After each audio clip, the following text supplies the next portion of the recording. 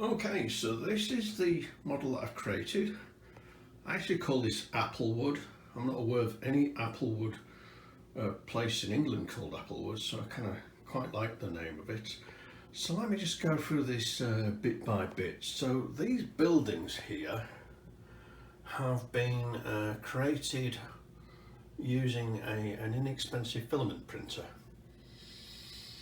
and they have been printed in more than just one part per building, which I'm going to explain later on in a different video. And of course they have been painted with acrylic paints as well, so you're going to find you're going to have to kind of finish things off.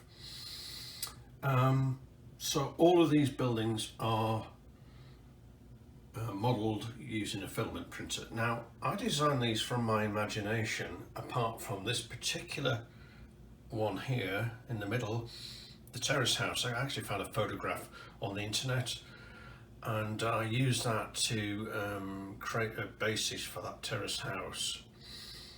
So they do actually have printed paper signs. All the signs on them are actually to scale, British O gauge, which is 7mm to a foot.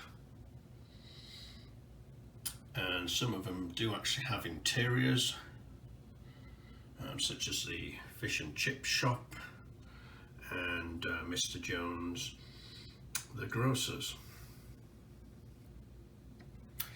The cobblestones are all 3D printed, again using a filament printer. They go all the way along, so is the actual gate. You'll notice that there are some net curtains in a lot of these buildings. They're just merely paper, but I find that when you put a light behind them, they look very realistic. We've got another building here. This is the first building I actually successfully made. Duncan's Engineering Limited. Incidentally, the brickwork on these buildings is 2 O gauge as well. In fact, what I did is I went on the internet and I found out how big an imperial brick was, rather than a metric British brick, an imperial British brick, and then I rescale that to O gauge, British O gauge scale, or 7mm to the foot, as they say. The railing on this has been printed on a filament printer as well. It's actually quite delicate.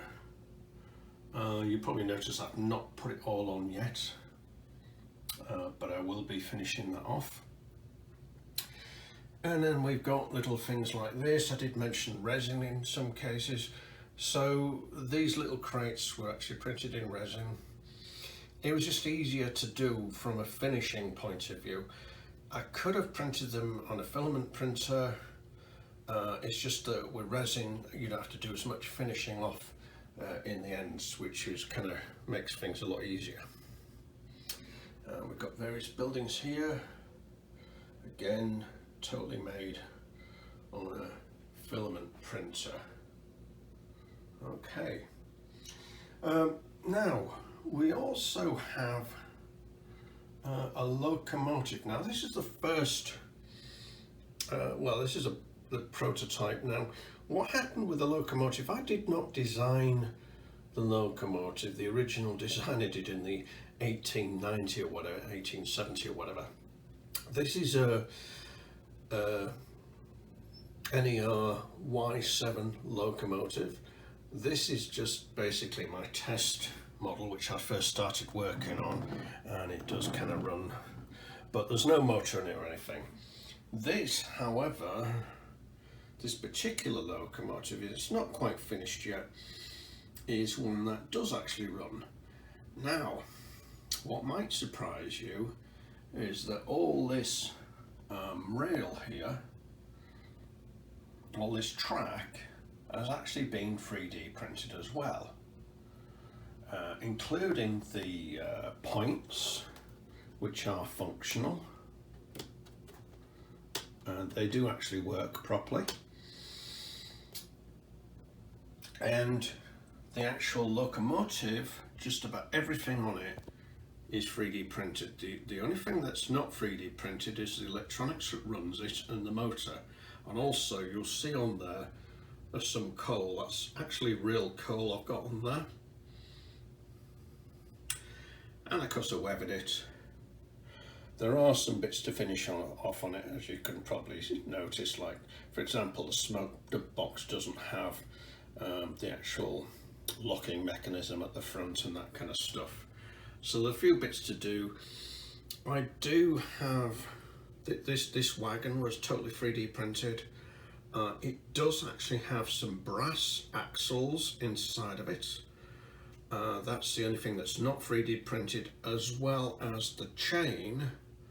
You can actually see the chain there that's used to connect to the locomotive.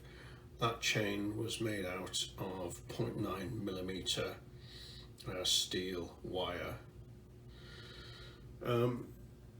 So there's been a lot of painting, a lot of finishing, and it's took quite a lot of actual time to get this finished.